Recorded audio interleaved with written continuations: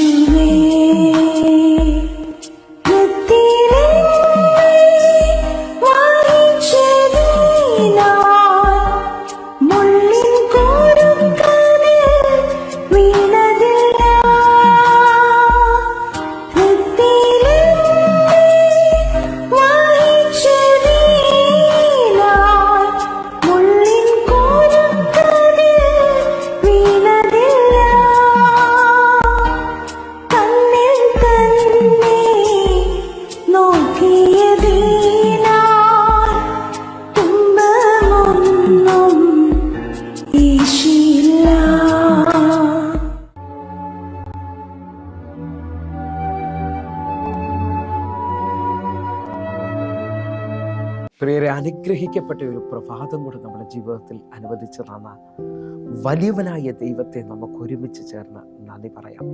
എത്ര പേർ പറയും, ഞാൻ നിന്നതല്ല, എൻ്റെ ദൈവം എന്നെ നിർത്തിയതാണ്. ഒന്നുകൂടെ പറഞ്ഞു കഴിഞ്ഞാൽ 2024 മെയ് മാസം 22-ാം തീയതി വരെയും എന്നെയും എൻ്റെ കുടുംബത്തെയും പ്രത്യേകിച്ച് പകർച്ചവ്യാധിയിൽ നിന്നും അനേക പ്രതികൂലത്തിൽ നിന്നും പ്രതിസന്ധിയിൽ നിന്നും കണ്ണിലെ കൃഷ്ണമണി പോലെ സൂക്ഷിക്കുകയും വിടുവിക്കുകയും ചെയ്ത വലിയവനായ ദൈവത്തിന് നന്ദി പറഞ്ഞുകൊണ്ട് ഈ പ്രഭാത ചിന്തയിലേക്ക് നമുക്ക് ഒരുമിച്ച് അടുത്തു വരാം. നമ്മുടെ കണ്ണുനീര് കാണുന്ന, നമ്മുടെ കണ്ണുനീര് തുടയ്ക്കുന്ന വലിയവനായ ദൈവം.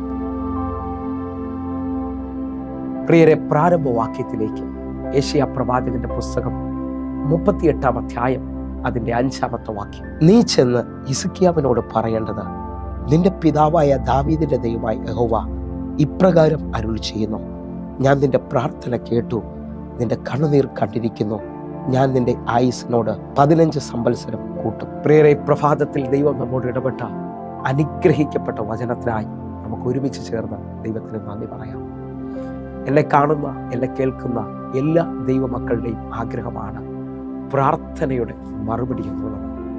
എന്നാൽ ഈ പ്രഭാതത്തിൽ എൻ്റെ ദൈവം എന്നോട് നിങ്ങളോട് പറയുകയാണ്, നിങ്ങളുടെയും എൻ്റെയും പ്രാർത്ഥന അവൻ കേൾക്കുക മാത്രമല്ല, കണ്ണുനീര് കാണുകയും ചെയ്യുന്ന ദൈവമാണ്. അല്ലെങ്കിൽ വായിച്ചു കേട്ട കുറിവാക്യവും ഇന്നും നാം ചിന്തിക്കുന്ന ദൈവിക ചിന്തയെന്ന് പറയുന്നതും പ്രാർത്ഥന കേൾക്കുകയും നമ്മുടെ പ്രാർത്ഥനയ്ക്ക് മറുപടി തരികയും ചെയ്യുന്ന, കണ്ണുനീര് കാണുകയും കണ്ണുനീരിനെ തുടയ്ക്കുകയും ചെയ്യുന്ന ദൈവത്തെക്കുറിച്ചാണ്. എന്നെ ശ്രദ്ധിക്കുന്നവരെ, വചനം ആഴമായി പഠിക്കുന്നവർക്ക് ഉൽപ്പത്തി മുതൽ വെളിപ്പാട് വരെയും ശ്രദ്ധിക്കാമെങ്കിൽ പ്രാർത്ഥിക്കുന്ന ഓരോ ദൈവ പൈതലിനും വേണ്ടിയും തക്ക സമയത്ത് മറുപടി പറയുന്ന ഒരു ദൈവത്തെ കാണാൻ കഴിയും. എന്നാൽ ഇന്ന് നമ്മൾ ചിന്തിക്കുന്നത് കണ്ണുനീരിൻ്റെ ആഴത്തെക്കുറിച്ചാണ്. ഹല്ലേലൂയ.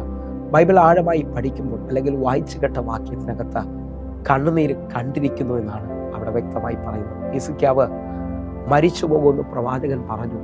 അടുത്ത മിനിറ്റിൽ താൻ, ഹല്ലേലൂയ, തൻ്റെ കണ്ണുനീരിൽ ദൈവം മറുപടി പറയുകയാണ്, നിന്റെ ആയുസ്സിനോട് ഞാൻ 15 സംവത്സരം കൂട്ടുകയാണ്. എന്നെ കേൾക്കുന്നവരെ, ലോകം അവസാനിച്ചെന്നും സാഹചര്യങ്ങളിൽ ഇനി മുമ്പോട്ട് പോകാൻ പറ്റത്തില്ലെന്ന് പറഞ്ഞാലും നിങ്ങൾ ദൈവസന്നിധിയിൽ പ്രാർത്ഥിക്കുകയും ആത്മാവിൽ കരയുകയും ചെയ്യുന്നവരാണെങ്കിൽ ഞാൻ നിങ്ങളോട് വിളിച്ചു പറയുന്നു, ഹല്ലേലൂയ, മനുഷ്യന്റെ മുമ്പിലല്ല, ദൈവത്തിന് മുമ്പിൽ അത്ര കരയേണ്ടത്. ഒന്നുകൂടെ എൻ്റെ ഭാഷയിൽ പറഞ്ഞാൽ, ദൈവത്തിന് മുമ്പിൽ കരയുന്നവനെ മനുഷ്യന്റെ മുമ്പിൽ കരയുവാൻ എൻ്റെ ദൈവം സമ്മതിക്കത്തില്ല. അങ്ങനെ വിശ്വാസത്തോടുകൂടെ ഇന്നത്തെ ഈ ചിന്തയിലേക്ക് വരാമെങ്കിൽ, കണ്ണുനീരിനകത്ത് ദൈവം പ്രവർത്തിക്കുന്ന 2 മേഖലകളുണ്ട്. ഒന്ന്, നമ്മുടെ കർത്താവ് കണ്ണുനീര് തുടയ്ക്കുന്നവരാണ്. 2, എൻ്റെയും നിങ്ങളുടെയും കണ്ണുനീര് സൂക്ഷിക്കുന്ന ദൈവമാണ്. Hallelujah, hallelujah. ലോകത്തിന് ഈ കണ്ണുനീര് എങ്ങനെ അളക്കാനോ അല്ലെങ്കിൽ സയൻസിന് ഒരു വ്യക്തിയുടെ ജീവിതത്തിൽ എത്രമാത്രം കണ്ണുനീര് വെളിപ്പെടുമെന്നൊന്നും പറയാൻ പറ്റത്തില്ല. പക്ഷേ ദൈവസന്നിധിയിൽ ഒഴുക്കുന്ന കണ്ണുനീരിനെ എൻ്റെ കർത്താവ് സൂക്ഷിക്കുമെന്ന് ബൈബിൾ വ്യക്തമായി വിളിച്ചു പറയാം. ഹല്ലേലൂയ.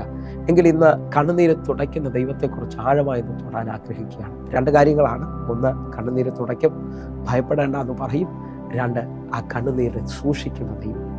നിങ്ങളെ ശ്രദ്ധിക്കാമെങ്കിൽ വെളിപ്പാട് പുസ്തകം 21 അധ്യായം അതിന്റെ 4-ാമത്തെ വാക്യം.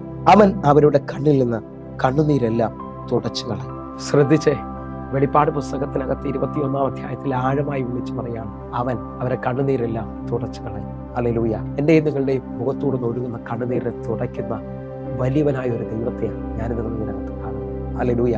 2 വിധത്തിൽ ആഴമായി ചിന്തിക്കുകയാണ്. കണ്ണുനീരെ തുടച്ചുകൊണ്ട് ഭയപ്പെടേണ്ടെന്ന് പറയും. ആ കണ്ണുനീരെ തുടയ്ക്കുക എന്ന് പറഞ്ഞാൽ ആ സമയത്ത് തന്നെ കണ്ണുനീരിന് മറുപടി വരുന്നു എന്നുള്ളതാണ്. ഹല്ലേലൂയ. നിങ്ങൾ ശ്രദ്ധിച്ചു നോക്കേ, ലാസർ മരിച്ച് 4-ാമത്തെ ദിവസത്തിലേക്ക് വന്നേക്കുകയാണ്. നാറ്റം വെച്ച് തുടങ്ങി. ആ സമയത്ത് യേശു കർത്താവ് ലാസറിന്റെ കല്ലറയുടെ അടുക്കിലേക്ക് വരികയാണ്. ദൈവപ്രവൃത്തിക്ക് വേണ്ടിയാണ് അടുക്കുന്നത്. എന്നാൽ യേശു കർത്താവിനെ കാണുമ്പോൾ തൻ്റെ സഹോദരിമാർ ഉള്ളം പൊട്ടി കരയുന്നത് കാണാൻ കഴിയും. യോഹന്നാന്റെ സുവിശേഷം 11-ാം അധ്യായം അതിന്റെ 33 മുതൽ 35 വരെയുള്ള വാക്യങ്ങൾ വേഗത്തിലൊന്ന് ചിന്തിക്കാം. അവൾ കരയുന്നതും അവളുടെ കൂടെ വന്ന യഹൂദന്മാർ കരയുന്നതും യേശു കണ്ടിട്ട് ഉള്ളം കൊണ്ട് കലങ്ങി. 34-ാമത്തെ വാക്യം. അവനെ വെച്ചത് എവിടെയെന്ന് ചോദിച്ചു. കർത്താവെ, വന്നു കാണുക എന്ന് അവർ അവനോട് പറഞ്ഞു. 35-ാമത്തെ വാക്യം. യേശു കണ്ണുനീർ വാർന്നു. ഈ 3 വാക്യങ്ങൾ ഞാനും നിങ്ങളും ശ്രദ്ധിക്കുമ്പോൾ വചന പശ്ചാത്തലം എന്ന് പറയുന്നത് വീട് മുഴുവൻ ഒരു കരച്ചിലുടെ അന്തരീക്ഷത്തിലാണ് നിൽക്കുന്നത്. കാരണം അവരെ സഹോദരൻ, കർത്താവിന് പ്രിയനായവൻ ഈ ലോകത്തിൽ നിന്ന് മാറ്റപ്പെട്ടിരിക്കുകയാണ്. ഇന്ന് എന്നെ ശ്രദ്ധിക്കുന്നവരോട് ഈ പ്രഭാതത്തിൽ ഞാൻ ദൂത് പറയുകയാണ്, ലോകം തീർന്നതെന്ന് പറയുന്നതിനെയും നിങ്ങളുടെ കണ്ണുനീരിൽ കർത്താവ് മടക്കിക്കൊണ്ടുവരും. ഹല്ലേലൂയ. വിശ്വസിക്കുന്നവരുണ്ടെങ്കിൽ ഇന്ന് ചിലവരുടെ ജീവിതത്തിനകത്ത് ഇതുവരെയും കാണാത്ത വലിയ മറുപടികൾ വെളിപ്പെട്ട് വരാൻ പോവുകയാണ്. ഹല്ലേലൂയ. ഒന്നുകൂടി ആഴം പറയട്ടെ. ഇതാ മറിയ കരയുന്നതും അതേപോലെ കൂടെ നിൽക്കുന്ന യഹൂദന്മാരും ഒക്കെ കരയുന്നത് കണ്ടപ്പോൾ യേശു കർത്താവ് ചിരിക്കുകയല്ല, അവൻ്റെ ഉള്ളം കലങ്ങിയെന്ന് അവിടെ എഴുതിയിരിക്കുന്നത്. ഇന്ന് എന്നെ കേൾക്കുന്നവരെ ഈ പ്രഭാതത്തിലും എങ്ങനെയെന്ന് ചോദിച്ചുകൊണ്ട് എല്ലാ വഴിയും അടഞ്ഞെന്ന് പറഞ്ഞുകൊണ്ട് അനേകർ കണ്ണുനീരിൽ നിൽക്കുമ്പോൾ എൻ്റെ കർത്താവ് നിങ്ങളെ നോക്കി ഉള്ളം കലങ്ങുകയാണ്. 35-ാമത്തെ വാക്യം പറയുക, അവൻ കണ്ണുനീര് വാർന്നു. ബൈബിളിലെ ഏറ്റവും ചെറിയ വാക്യം എന്ന് വിശേഷിപ്പിക്കുന്ന വാക്യമാണ്. ഞാൻ വിശ്വസിക്കുന്നു ഈ പ്രഭാതത്തിലും എൻ്റെ കർത്താവ് ചിലരെ നോക്കി കണ്ണുനീര് വാർക്കുന്നുണ്ട്. ഹല്ലേലൂയ. ചിലവർ കടന്നു പോകുന്ന സാഹചര്യത്തിനകത്ത്, ഇനി ആ വലിയ വിഷമത്തിനകത്ത് എൻ്റെ കർത്താവ് നിങ്ങൾക്കൊരു മറുപടി പറയാൻ പോവുകയാണ്. അപ്പോൾ ഈ വേദഭാഗത്തിനകത്ത് ശ്രദ്ധിച്ചാൽ യേശു കർത്താവ് അവരുടെ കൂടെ കരഞ്ഞതായി കാണാൻ പറ്റുന്നു. ആ കരഞ്ഞതിൻ്റെ മറുപടി അടുത്ത വാക്യങ്ങളിൽ കാണാം. മരിച്ച് 4 ദിവസം നാറ്റം വെച്ച ലാസറിനെ ഏറ്റവും പുതുക്കത്തോടെ കർത്താവ് മടക്കിക്കൊണ്ടുവരുന്നത് വിശ്വസിക്കാമെങ്കിൽ അനേകരുടെ ജീവിതത്തിൽ വലിയ പുതുക്കങ്ങൾ വ്യാപരിക്കാൻ പോവുകയാണ്. ഒരു ഭാഗം കൂടെ നിങ്ങൾ ശ്രദ്ധിച്ചു നോക്കിയേ. നയനിലെ വിധവയെ കാണാൻ കഴിയും. അവൾക്ക് ഏക മകനായിരുന്നു. അവനും ഈ ലോകത്തു നിന്ന് മാറ്റപ്പെട്ട് മരിച്ച് ആ സ്ത്രീയും അവളുടെ കൂടെ കുറേയേറെ പേരും ആ മകന്റെ ശവമഞ്ചം ചുമന്നുകൊണ്ട് മുമ്പോട്ട് വരികയാണ്. അനേകർ അവളുടെ കൂടെ കരയുന്നുണ്ട്. അവൾ ഉച്ചത്തിൽ നിലവിളിക്കുന്നുണ്ട്. ഇനി എന്തിനാ ജീവിക്കുന്നത് എന്നുള്ള ചോദ്യത്തിലാണ് ഹല്ലേലൂയ അവൾ മുമ്പോട്ട് പോകുന്നത്. ഇനി ആർക്ക് വേണ്ടിയാണ് ജീവിക്കേണ്ടത് എന്നുള്ള ചിന്തയിലാണ് മുമ്പോട്ട് പോകുന്നത്. ഈ പ്രഭാതത്തിലും ഇങ്ങനെ ചിന്തിക്കുന്ന ചിലരോട് കർത്താവ് നേരിട്ട് പറയാൻ പോവുകയാണ്, നിന്റെ കണ്ണുനീരിനെ തുടയ്ക്കുകയും നിനക്ക് തക്കതായ വഴി എൻ്റെ ദൈവം തുറക്കുകയും ചെയ്യും. ഹല്ലേലൂയ. ലൂക്കോസിന്റെ സുവിശേഷം 7-ാം അധ്യായം 13-ാമത്തെ വാക്യത്തിലേക്ക്. അവളെ കണ്ടിട്ട് കർത്താവ് മനസ്സലിഞ്ഞ് അവളോട് കരയണ്ട എന്ന് പറഞ്ഞു. അവർ അടുത്തു ചെന്ന് മഞ്ചം തൊട്ടു. ചുമക്കുന്നവർ നിന്നു. എന്നെ ശ്രദ്ധിക്കുന്നവരെ, യേശു കർത്താവ് ആ വിധവയോട്, ആ സ്ത്രീയോട് പറയുകയാണ്, നീ എന്നെ കരയണ്ട. ഇന്നത്തെ ഈ പ്രഭാതത്തിൽ അനേകരോട് ഞാൻ ദൂത് പറയുകയാണ്, നിങ്ങളുടെ കരച്ചിൽ നിൽക്കാൻ പോകുന്ന ഒരു ദിവസമാണ്. നിങ്ങൾ പ്രാർത്ഥിക്കുന്ന വിഷയത്തിനകത്ത്, നിങ്ങൾ കരയുന്ന വിഷയത്തിനകത്ത് എൻ്റെ ദൈവം ഒരു മറുപടി പറയാൻ പോവുകയാണ്. വിശ്വസിക്കുന്നവരുണ്ടെങ്കിൽ നമ്മുടെ കർത്താവ് നമ്മുടെ കണ്ണുനീരെ തുടയ്ക്കുന്നവനാണ്. ഹല്ലേലൂയ. ഒന്നുകൂടെ നോക്കിയാൽ ഒരൊറ്റ പദം മാത്രം പറഞ്ഞ് ഈ പ്രഭാത സന്ദേശം ചുരുക്കാൻ ആഗ്രഹിക്കുക. നമ്മുടെ കണ്ണുനീര് തുരുത്തിയിൽ സൂക്ഷിക്കുന്ന ദൈവമുണ്ട്. സൂക്ഷിക്കുന്ന എന്തിനാണെന്ന് ചോദിച്ചാൽ അത് ഓർമ്മ വെച്ചുകൊണ്ട്, അത് സൂക്ഷിച്ചുകൊണ്ട് എൻ്റെ ദൈവം മറുപടി പറയാൻ പോവുകയാണ്. 56-ാം സങ്കീർത്തനം അതിൻ്റെ 8-ാമത്തെ വാക്യം കൂടെ. നീ എൻ്റെ ഉഴച്ചിലുകളെ എണ്ണുന്നു, എൻ്റെ കണ്ണുനീർ നിന്റെ തുരുത്തിയിൽ ആക്കി വെക്കണമേ, അത് നിന്റെ പുസ്തകത്തിൽ ഇല്ലയോ. എങ്കിൽ അങ്ങനെ വിശ്വസിക്കുന്ന ഓരോ ദൈവമക്കളോടും തമ്പുരാൻ ഈ പ്രഭാതത്തിൽ പറയുക, ഭയപ്പെടേണ്ട, ഞാൻ നിങ്ങളെ സഹായിക്കാം. ഹല്ലേലൂയ. നിങ്ങളുടെ കണ്ണുനീര് കർത്താവ് തുടയ്ക്കാൻ പോകുക. കണ്ണുനീര് സൂക്ഷിച്ചതിന് മറുപടി പറയാൻ പോകുക. കണ്ണുകളൊന്ന് അടച്ച് പ്രാർത്ഥിക്കാം. ഞങ്ങളെ സ്നേഹിക്കുന്ന ഞങ്ങളുടെ നല്ല കർത്താവെ, പൂർണ്ണ ഹൃദയത്തോടെ ഞങ്ങൾ ഈ പ്രഭാതത്തിൽ പ്രാർത്ഥിക്കുന്നു. അങ്ങയുടെ ഭയങ്കര സാന്നിധ്യം, അങ്ങയുടെ ഭയങ്കര കരം അങ്ങയുടെ മക്കൾക്ക് വേണ്ടി വെളിപ്പെട്ടു വരട്ടെ. യേശുവിൻ്റെ നാമത്തിൽ ഞാൻ പ്രാർത്ഥിക്കുന്നു. ഇവർ അത്ഭുതങ്ങൾ കാണട്ടെ. കർത്താവ് അത് ചെയ്തതിനായി നന്ദി. ആമേൻ, ആമേൻ, പ്രിയരെ, പ്രഭാത സന്ദേശം നിങ്ങൾക്ക് അനുഗ്രഹമാകുന്നുവെങ്കിൽ നമ്മുടെ യൂട്യൂബ് ചാനൽ സബ്സ്ക്രൈബ് ചെയ്യും, ഫേസ്ബുക്കിലേക്ക് നിങ്ങൾ ജോയിൻ ചെയ്യുകയും ചെയ്യണമെന്ന് ഓർപ്പിക്കുന്നു. അതേപോലെ തന്നെ എന്നെ ശ്രദ്ധിക്കുന്നവരെ നിങ്ങളുടെ പ്രാർത്ഥനാ വിഷയങ്ങൾക്ക് ഈ നമ്പറുകളിൽ വിളിച്ച് വേഗത്തിൽ നിങ്ങളുടെ പ്രാർത്ഥനാ വിഷയങ്ങൾ അറിയിക്കാൻ കഴിയും. വാട്സാപ്പിൽ എന്നെ കോൺടാക്ട് ചെയ്താൽ ഞാൻ തന്നെ നിങ്ങൾക്ക് വേണ്ടി മറുപടി പറയും.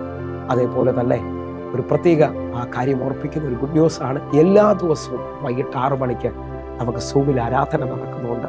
നിങ്ങൾക്ക് അറിയാവുന്ന ഒരാളെയും കൂടെ ഈ സൂമിലേക്ക് ജോയിൻ ചെയ്യണമെന്ന് ഓർപ്പിക്കുന്നു. ആയിരങ്ങൾക്ക് ഇത് അനുഗ്രഹപ്പെടുന്നവരായി തീർന്നിട്ടുണ്ട്. എങ്കിൽ അടുത്ത ദിവസം കാണും വരെയും സ്വർഗത്തിലെ ദൈവം നിങ്ങളെ കാക്കുമാറാകട്ടെ. God bless you. ആമേൻ.